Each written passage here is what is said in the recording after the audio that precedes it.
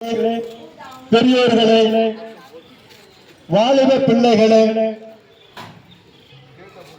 உங்கள் அனைவருக்கும் இந்த மாலை வேளையிலே ஆண்டவராக இயேசு கிறிஸ்து நாமத்தினாலே நாங்கள் வாழ்த்துதலை சொல்லி இயேசு வாழ்க்கையில செய்த நன்மைகளை குறித்து நான் சாட்சியாக உங்க பகுதியிலே சொல்ல வந்திருக்கின்றேன். பிரியமானவர்களே, நாங்கள் பேசுகிறது இந்த ஒளிபரப்பு மூலமாக நீங்கள் வீடுகளே அமர்ந்திருக்கிறீர்கள். நிச்சயமாக அந்த சத்தம் உங்களுக்கு கேட்கும்.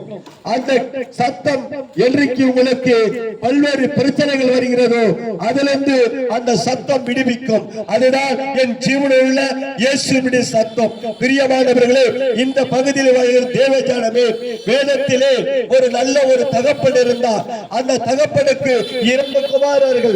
அந்த 2 குமாரர்களும் தன் தகப்பனுடைய வார்த்தையை கேட்டு அவர்கள் நன்றாக தகப்பனுடைய சொல்லை தட்டாமல் வாழ்ந்து கொண்டிருந்தார்கள்.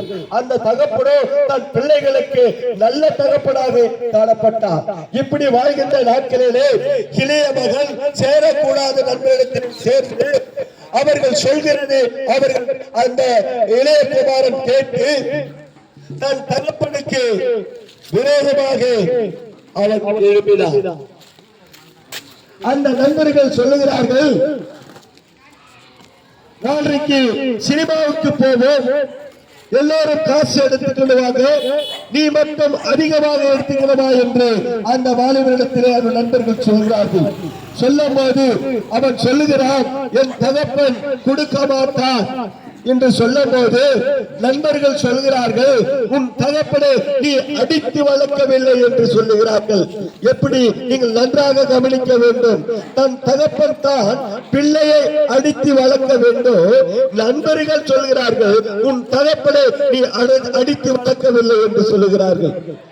இவன் அந்த வார்த்தையை கேட்டு மீண்டுமாக அவன் தகப்பனிடத்தில் போய் கேட்கவில்லை.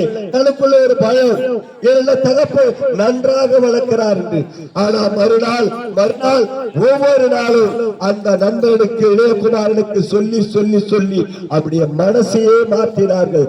இன்றைக்கு வாலிப பிள்ளைகள் இப்படிதான் சீரழிந்து கிடைக்கிறார்கள்.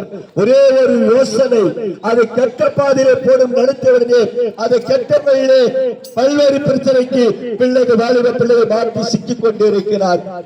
நண்பருடைய வார்த்தைகளை கேட்டு அன்றைக்கு தொலைக்காட்சியிலே ஒரு இடத்திலே அமர்ந்து பார்ப்பீர்கள். இன்றைக்கு அப்படி அல்ல. நீ எந்த இடத்திலே நிற்கிறாயோ, எந்த திசையில இருக்கிறாயோ, இந்த நாட்டிலே நடக்கிறது தன் செல்போனிலே பார்த்துக் கொள்ளுகிறார்கள். இப்படி பார்த்து பார்த்து கெட்ட ஒரு தீய பழக்கத்திற்கு இந்த வாலிப பிள்ளைகள், வாலிப சகோதரிகள் சீரழிந்து கொண்டிருக்கிறார்கள். உங்க பிள்ளைகள் நன்றாக இருக்க வேண்டும். இந்த வாழ்கின்ற நாட்களிலே எப்படி வாழ வேண்டும் என்று நீங்கள் தெரிந்து கொள்ள வேண்டும். நாங்களும் துர்மார்க்கமாக, ஒரு சண்டைக்காரனாக, ஒரு திருடனாக, சாராய காசுரவனாக நாங்கள் வாழ்ந்து கொண்ட நாட்களிலே இயேசு அவைகளிலிருந்து விடுவித்து நீ பரிசுத்தமா ஜீவிக்க வேண்டும் என்று எங்களை பிரித்தெடுத்தார். நான் பெற்ற அந்த சுகத்தை நீங்கள் பெற வேண்டும். அதற்காக தான் தேவ பிள்ளைகளே, உங்க பகுதியிலே நாங்கள் ரோட்டோரத்திலே ஓரமாக நின்று சொல்லிக் கொண்டிருக்கின்றோம். பாருங்க, அந்த தகப்பனிடத்திலே அந்த நண்பர்கள் அந்த இளையகுமாரிடத்திலே சொல்லுகிறார்கள், இந்த ஊரிலேயே நீங்கள் பார்த்திருந்தால் பெரிய ஒரு பணக்காரர், உங்களுக்கு சொத்து ஏராளமாக இருக்கிறது, உனக்குள்ள பங்கை தன் தகப்பனிடத்தில் பிரித்துக் கொண்டு வா என்று இளையகுமாரன் சொல்லுகிறார்கள். இவனோ இவனால் கேட்காதவன். அவனுடைய சொத்தை எடை போட்டு சொல்லும் போது, இவனை சொத்து இடத்திற்கு சொல்லும் போது அவன் மனசு மாறிவிட்டது. தன் நண்பர்களுக்கு செவி கொடுத்தான். தன் தகப்பனிடத்திலே போய் தகப்பனிடத்திலே நிற்கிறார். தகப்பனே, எனக்குள்ள சொத்தை நீ பிரித்து கொடுக்க வேண்டும் என்று அவன் கேட்கிறான். தகப்பனுக்கு இடி விழுந்து போலாகிவிட்டது. ஐயோ, நான் வளர்த்த பிள்ளை இப்படியாக மாறிவிட்டது. உனக்கு என்ன ஆச்சு? இது மாய உலகமடா, இது சூரிய வைக்கிற உலகமடா, இதுல நீ சிக்கி தவிக்காதே.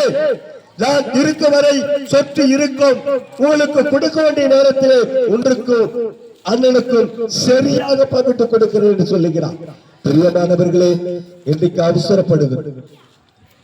இன்னைக்கு எவ்வளவுதான் உலகத்திலே ஆஸ்தி நீ சேர்த்து வைத்தாலும் நீ மறிக்கும் போது உன்னிடத்தில் ஒன்று கூட இருக்காது. ஒரே ஒரு பொருள் கூட உன்னிடத்தில் இருக்கா. எவன் அழகா, எவன் சிரிக்கிறா, எவன் அவனை தூக்குறான் என்று கூட உனக்கு தெரியாது.